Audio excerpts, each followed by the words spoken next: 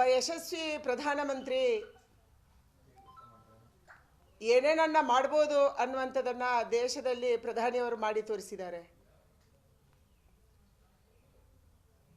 ನಮ್ಮ ದೇಶಕ್ಕೆ ಒಂದು ಹೊಸ ಕಾಯಕಲ್ಪವನ್ನು ಕೊಟ್ಟಿದ್ದಾರೆ.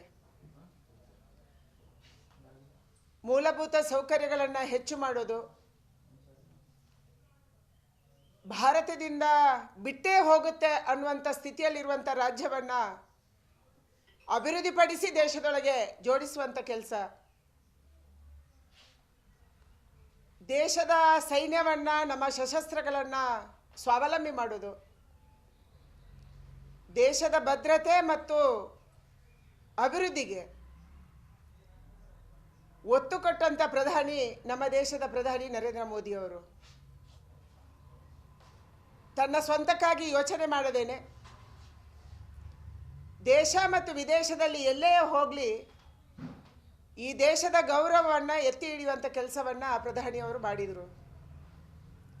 ಇದರ ಪರಿಣಾಮವಾಗಿ ಇವತ್ತು ಪ್ರಪಂಚದ ಎಲ್ಲ ಸಂಸ್ಥೆಗಳಲ್ಲಿ ಕೂಡ ಭಾರತದ ಧ್ವನಿ ಗಟ್ಟಿಯಾಗಿದೆ. ಎಲ್ಲ ದೇಶಗಳಲ್ಲಿ ಕೂಡ ಭಾರತಕ್ಕೆ ಗೌರವ ಸಿಗ್ತಾ ಇದೆ. ಆ ದೇಶದಲ್ಲಿ ವಾಸ ಮಾಡ್ತಾ ಇರುವಂಥ NRIಗಳಿಗೆ ಗೌರವ ಸಿಗ್ತಾ ಇದೆ. ಭಾರತ ಅಂತಂದರೆ ಇದು ಅನ್ನುವಂಥದ್ದನ್ನು ತೋರಿಸುವಂಥ ಕೆಲಸವನ್ನು ಪ್ರಧಾನಿ ಮಾಡಿದ್ದಾರೆ. ನಮ್ಮ ಹೈವೇಗಳು, ನಮ್ಮ ರೈಲ್ವೆಗಳು, ನಮ್ಮ ಏರ್ಪೋರ್ಟ್ಗಳು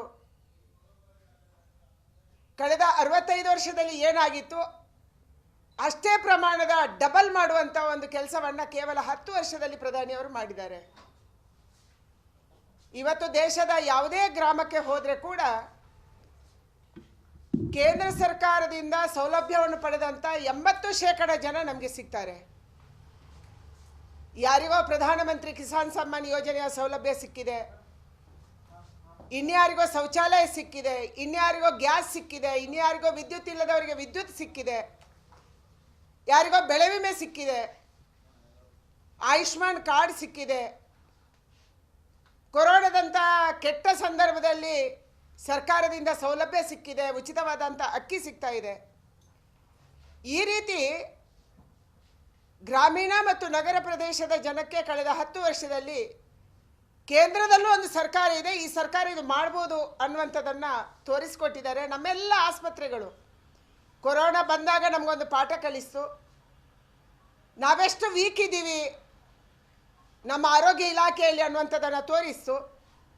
ಇದರ ಪರಿಣಾಮವಾಗಿ ಇವತ್ತು ದೇಶದ ಎಲ್ಲ ಸರ್ಕಾರಿ ಆಸ್ಪತ್ರೆಗಳಲ್ಲಿ ಕೂಡ ಸ್ವತಂತ್ರವಾದಂಥ ಆಕ್ಸಿಜನ್ ಸೆಂಟರ್ಗಳನ್ನು ಮಾಡುವಂಥದ್ದು, ನಮ್ಮ ವೆಂಟಿಲೇಟರ್ಗಳನ್ನು ಜಾಸ್ತಿ ಮಾಡುವಂಥದ್ದು, ICU ಬೆಡ್ಗಳನ್ನು ಜಾಸ್ತಿ ಮಾಡುವಂಥದ್ದು, ಆಕ್ಸಿಜನ್ ಪ್ಲಾಂಟ್ ಇವತ್ತು ಎಲ್ಲ ಕಡೆಗಳಲ್ಲಿ ಕೂಡ CSR ಫಂಡ್ ಮೂಲಕ ಮಾಡುವಂಥದ್ದನ್ನು ಪ್ರಧಾನಿಯವರು ಮಾಡಿದರು. 3ನೇ ಚುನಾವಣೆಗೆ ಹತ್ತಿರ ಬಂದಿದೆ. ನಿರಂತರವಾದಂಥ ಪ್ರವಾಸವನ್ನು ಪ್ರಧಾನಿಯವರು ಮಾಡ್ತಿದ್ದಾರೆ.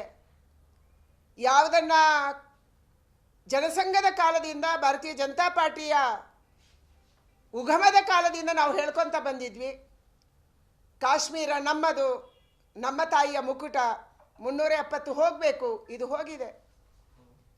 ಕಾಶ್ಮೀರದಲ್ಲಿ ಕೂಡ ಅಭಿವೃದ್ಧಿ ಆಗ್ತಿದೆ. ನಾವೆಲ್ಲರೂ ಕೂಡ ಎಲ್ಲ ಮಂತ್ರಿಗಳು ಪ್ರತಿಯೊಂದು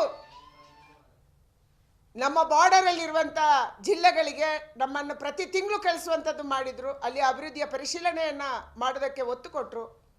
ನಾರ್ತ್ ಈಸ್ಟ್ ಒಂದು ಕಾಲ ಇತ್ತು, ಸಿಕ್ಕಿಂ, ನಾಗಾಲ್ಯಾಂಡ್, ಮೇಘಾಲಯ, ತ್ರಿಪುರದಂಥ ರಾಜ್ಯಗಳು ನಮ್ಮ ಕೈ ಬಿಟ್ಟು ಹೋಗುತ್ತೆ ಅನ್ನುವಂಥ ಸ್ಥಿತಿಯಲ್ಲಿ ಇವತ್ತು ಅಲ್ಲಿ ಹೈವೇಗಳಾಗ್ತಿದೆ, ರೈಲ್ವೆಗಳಾಗ್ತಿದೆ, ಏರ್ಪೋರ್ಟ್ಗಳಾಗ್ತಾ ಇದೆ, ಮೂಲಭೂತ ಸೌಕರ್ಯ ಸಿಗ್ತಿದೆ. ಪ್ರತಿಯೊಂದು ಇಲಾಖೆಯ ಕಾರ್ಯಕ್ರಮವನ್ನು ಪ್ರತಿ ತಿಂಗಳು ರಿವ್ಯೂ ಮಾಡುವಂಥದ್ದು ಆಗ್ತಾ ಇದೆ. ಉತ್ತರದಿಂದ ದಕ್ಷಿಣದ ತನಕ ನಮ್ಮ ಸರ್ಕಾರ ಇರಲಿ, ರಾಜ್ಯದಲ್ಲಿ ನಮ್ಮ ಸರ್ಕಾರ ಇಲ್ಲದೇ ಇರಲಿ, ನಮ್ಮ MP ಇರಲಿ, ನಮ್ಮ MP ಇಲ್ಲದೇ ಇರಲಿ, ಎಲ್ಲ ಕ್ಷೇತ್ರಗಳಲ್ಲಿ ಕೂಡ ಅಭಿವೃದ್ಧಿಗಾಗಿ ಒತ್ತು ಕೊಟ್ಟು ಕೆಲಸ ಮಾಡೋದನ್ನು ಕೇಂದ್ರ ಸರ್ಕಾರ ಮಾಡಿದೆ, ನರೇಂದ್ರ ಮೋದಿಯವರ ನೇತೃತ್ವದಲ್ಲಿ ಮಾಡಿದೆ. ಕರ್ನಾಟಕ ರಾಜ್ಯಕ್ಕೆ ಕೂಡ ಬಹಳ ದೊಡ್ಡ ಪ್ರಮಾಣದಲ್ಲಿ ಹೈವೇಗಳ ನಿರ್ಮಾಣ, ಪ್ರಧಾನಮಂತ್ರಿ ಗ್ರಾಮ ಸಡಕ್ ಯೋಜನೆಯ ರಸ್ತೆಗಳು, CRF ಅಲ್ಲಿ ರಸ್ತೆಗಳು, ನಮ್ಮ ಏರ್ಪೋರ್ಟ್ಗಳ ಅಭಿವೃದ್ಧಿ, ನಮ್ಮ ರೈಲ್ವೆ ನಿಲ್ದಾಣಗಳ ಅಭಿವೃದ್ಧಿ, ನಮ್ಮ ರೈಲ್ವೆ ಲೈನ್ಗಳ ಅಭಿವೃದ್ಧಿ, ನಮ್ಮ ರೈಲ್ವೆ ಲೈನ್ಗಳಿಗೆ ಎಲೆಕ್ಟ್ರಿಫಿಕೇಷನು, ಇಂಥ ಎಲ್ಲ ಕೆಲಸವನ್ನು ಮತ್ತು ಕೇಂದ್ರ ಸರ್ಕಾರದ ಪ್ರತಿಯೊಂದು ಯೋಜನೆಯನ್ನು ಗ್ರಾಮೀಣ ಪ್ರದೇಶಕ್ಕೆ ಮುಟ್ಟಿಸುವಂಥ ಕೆಲಸವನ್ನು ಇವತ್ತು ನಾವೆಲ್ಲರೂ ಸೇರಿ ಮಾಡಿದ್ದೀವಿ. ಚುನಾವಣೆಗೆ ಕಾವು ಬಂದಾಗ ಯಾವಾಗ ಗೆಲ್ಲುವ ಪಕ್ಷಕ್ಕೆ ಟಿಕೆಟ್ಗಳ ಆಕಾಂಕ್ಷಿಗಳು ಜಾಸ್ತಿ, ಭಾಳ ದೊಡ್ಡ ಪ್ರಮಾಣದಲ್ಲಿ ಇವತ್ತು ನಾವು ಚುನಾವಣೆಗೆ ನಿಲ್ಲಬೇಕು ಅನ್ನುವಂಥ ಆಕಾಂಕ್ಷಿಗಳು ಕೂಡ ಕರ್ನಾಟಕದಲ್ಲಿ ಇದ್ದಾರೆ.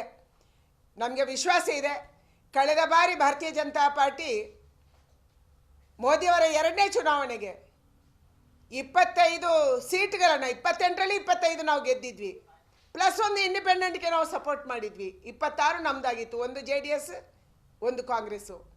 ಈ ಬಾರಿ ನಮಗೆ ಖುಷಿ ಕೊಡುವಂಥದ್ದು JDS ಕೂಡ ಭಾರತೀಯ ಜನತಾ ಪಾರ್ಟಿಯ ಜೊತೆ ಸೇರಿದೆ, NDA ಜೊತೆ ಸೇರಿದೆ. ತುಂಬ ಸಂತೋಷ. ನರೇಂದ್ರ ಮೋದಿಯವರ ಕೆಲಸವನ್ನು, ನರೇಂದ್ರ ಮೋದಿಯವರ ಒಂದು ನೇತೃತ್ವವನ್ನು ಒಪ್ಪಿ ಇವತ್ತು ಜನತಾದಳದವರು ಕೂಡ ನಮ್ಮ ಜೊತೆ ಬಂದಿದ್ದಾರೆ. ನಮಗೆ ವಿಶ್ವಾಸ ಇದೆ, ನಾವು ಜನತಾದಳ ಇಬ್ಬರೂ ಸೇರಿ 28ಕ್ಕೆ 28 ಕ್ಷೇತ್ರಗಳನ್ನು ಮೋದಿಯವರ ಜೋಳಿಗೆಗೆ ಹಾಕ್ತೀವಿ. ಮತ್ತೊಂದು ಸಾರಿ ಅವರನ್ನು ಈ ದೇಶದ ಪ್ರಧಾನಿಯಾಗಿ ಮಾಡ್ತೀವಿ.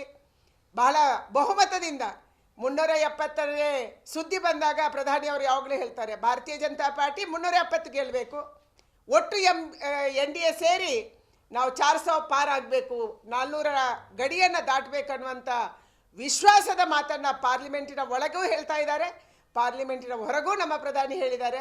ಅದಕ್ಕಾಗಿ ನಾವು ಕೆಲಸ ಮಾಡ್ತಾ ಇದ್ದೀವಿ. ಎಲ್ಲರೂ ಒಟ್ಟಾಗಿ ಕರ್ನಾಟಕ ರಾಜ್ಯದಲ್ಲಿ ನಾವೆಲ್ಲರೂ ದುಡಿದಾಗ 28ಕ್ಕೆ 28 ಗೆಲ್ಲಿಸುವಂಥ ಒಂದು ವಾತಾವರಣ. ನಾನು ಯಾವುದೇ ಜಿಲ್ಲೆಗೆ ಹೋದರೂ ಕೂಡ ಜನ ಇವತ್ತು ಮೋದಿ ಬೇಕು ಅಂತ ಹೇಳ್ತಾ ಇದ್ದಾರೆ. ಕರ್ನಾಟಕ ರಾಜ್ಯದಲ್ಲಿ ಕೂಡ ಮೋದಿಯ ಗುಣಗಾನ, ಮೋದಿಯ ಅಭಿವೃದ್ಧಿ ಕೆಲಸಕ್ಕೆ ಪ್ರಶಂಸೆ ಕೇಳಿ ಬರ್ತಾ ಇದೆ. ಅದಕ್ಕಾಗಿ ನಮಗೆ ವಿಶ್ವಾಸ ಇದೆ, ಚುನಾವಣೆ ಯಾವಾಗಲೇ ಘೋಷಣೆ ಆಗ್ಬೋದು, ಇನ್ನು 3-4 ದಿನಕ್ಕೆ ಚುನಾವಣೆ ಘೋಷಣೆ ಆಗ್ಬೋದು.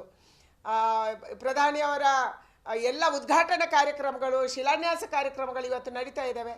ನಾವೆಲ್ಲ ಮಂತ್ರಿಗಳು ಕೂಡ ನಮ್ಮ ಇಲಾಖೆಯ ಯಾವ್ಯಾವ ಶಿಲಾನ್ಯಾಸಗಳಿದ್ದಾವೆ, ಯಾವ್ಯಾವ ಉದ್ಘಾಟನೆಗಳಿದ್ದಾವೆ, ಇದೆಲ್ಲವನ್ನು ಕೂಡ ಪೂರ್ಣ ಮಾಡುವಂಥದ್ದನ್ನು ಮಾಡಿದ್ದೀವಿ. ಅದೇ ಕಾರ್ಯಕ್ಕಾಗಿ ನಾನಿಲ್ಲಿ ನಮ್ಮ KVKಯ ಫಾರ್ಮರ್ಸ್ ಹಾಸ್ಟೆಲನ್ನು ಉದ್ಘಾಟನೆ ಮಾಡೋದಕ್ಕಾಗಿ ನಾವೇ ಶಿಲಾನ್ಯಾಸ ಮಾಡಿದ್ದೀವಿ, ನಾವೇ ಉದ್ಘಾಟನೆ ಮಾಡ್ತಾ ಇದ್ದೀವಿ. ಇವತ್ತು ಹಿಂದಿನ ಸರ್ಕಾರಗಳು ಅವರು ಶಿಲಾನ್ಯಾಸ ಮಾಡಿದ್ದನ್ನು ಇನ್ನು ಮುಂದಿನ ಜನರೇಷನ್ ಬಂದು, ಮುಂದಿನ ಪೀಳಿಗೆ ಬಂದು ಉದ್ಘಾಟನೆ ಮಾಡಿದ್ದನ್ನು ನೋಡಿದ್ದೀವಿ. ಆದರೆ ಮೋದಿ ಅವರು ಯಾವುದಕ್ಕೆ ಶಿಲಾನ್ಯಾಸ ಹಾಕಿದ್ದಾರೆ ಅವರೇ ಬಂದು ಉದ್ಘಾಟನೆ ಮಾಡುವಂಥದ್ದನ್ನು ಮಾಡಿದ್ದಾರೆ. ಅದೇ ರೀತಿ ನಮ್ಮ ಎಲ್ಲ ಇಲಾಖೆಯಲ್ಲಿ ಕೂಡ ಆಗ್ತಾ ಇದೆ. ಅದೇ ಕಾರ್ಯಕ್ರಮದ ಸಲುವಾಗಿ ಇವತ್ತು ಬೆಳಗಾಮಲ್ಲಿ ಕೂಡ ನಾವೇ ಶಿಲಾನ್ಯಾಸ ಮಾಡಿ ನಾವೇ ಉದ್ಘಾಟನೆ ಬಂದಿದ್ದೀವಿ. ಆ ರೀತಿಯ ಒಂದು ಅಭಿವೃದ್ಧಿಗೆ ವೇಗ ಕೊಡುವಂಥ ಗತಿಶಕ್ತಿ, ಅದಕ್ಕಾಗಿ ಒಂದು ಗತಿಶಕ್ತಿ ಟೀಮ್ ಆಗಿದೆ, ಗತಿಶಕ್ತಿ ಕೊಡುವಂಥ ಕೆಲಸವನ್ನು ಪ್ರಧಾನಿಯವರು ಮಾಡಿದ್ದಾರೆ.